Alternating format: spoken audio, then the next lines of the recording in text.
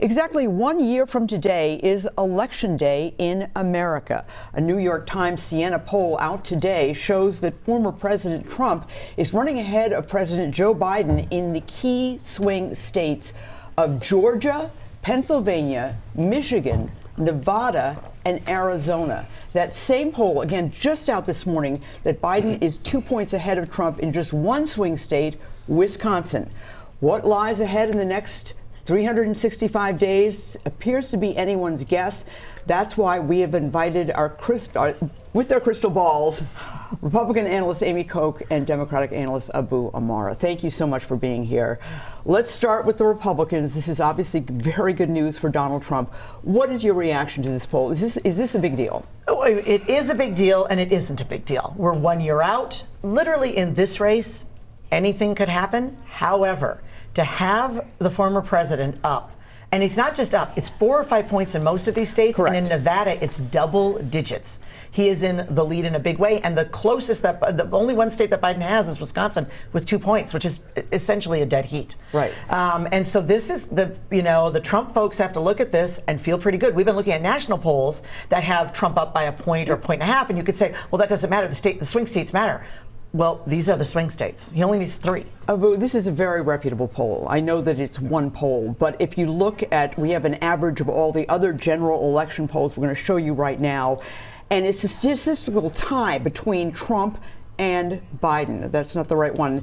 Trump and Biden in the general election, basically a statistical tie. Donald Trump is facing 91 criminal indictments. He's testifying tomorrow in a $250 million civil fraud trial. There's a hearing in Colorado and Minnesota last week to possibly kick him off the ballot. Why is Joe Biden having such difficulty? Yeah, I think it's a combination of two things. So first, throughout the summer, Joe Biden largely was focused on his day job and really wasn't on the campaign trail, crisscrossing the country, talking to folks in swing states. And I think the polling is starting to indicate that. The second piece, and whether it's good or it's bad, it's a reality, is Donald Trump is in the news every single day. Well, so is Joe Biden. He is, but it's around intricate policy issues, foreign affairs, things that aren't necessarily juicy or things in the news. Donald Trump is in the news every single day, good, bad, or ugly. You're hearing about him consistently. And remember, the things that are supposedly going to impact Donald Trump haven't actually happened yet. And so the polling doesn't really reflect that at this point. He was here, President Biden was here this week, just outside of Northfield. Amy, and I want to ask you both this. And he talked about Bidenomics and how well the economy is doing. Yes, the economy is doing well in terms of new jobs being created. But when you go to the grocery store, anyone will tell you it's a lot more expensive than it was a few years ago. They can't get a new car because of interest rates. Their kids can't get a home because of interest rates. Is the economy helping Donald Trump here?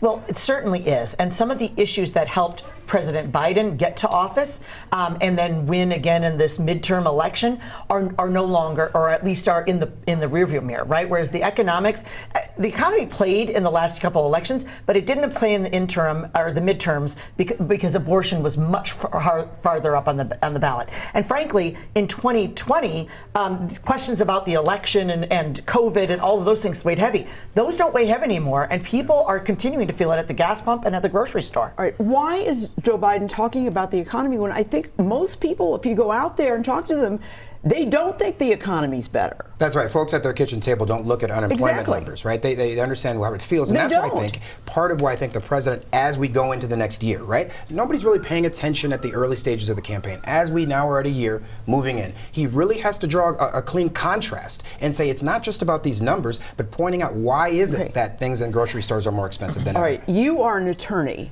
There are 4 different criminal trials that the president is facing. There's the civil fraud trial.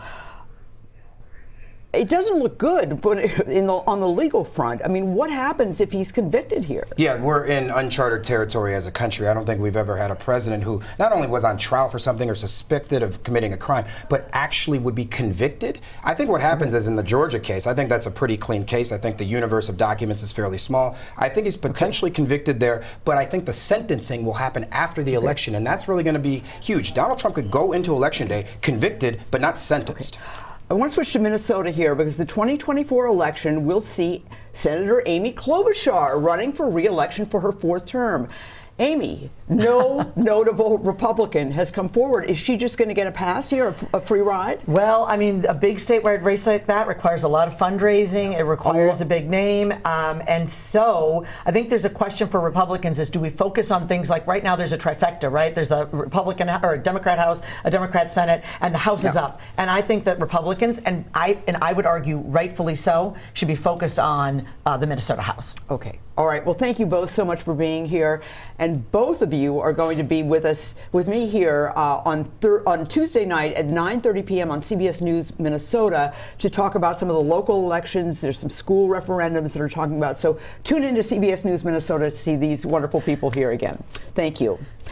And we will also have a full list of results from hundreds of races around the state at WCCO.com/results. And again, they include all kinds of races, most of them municipal. Thank you both for being with me again.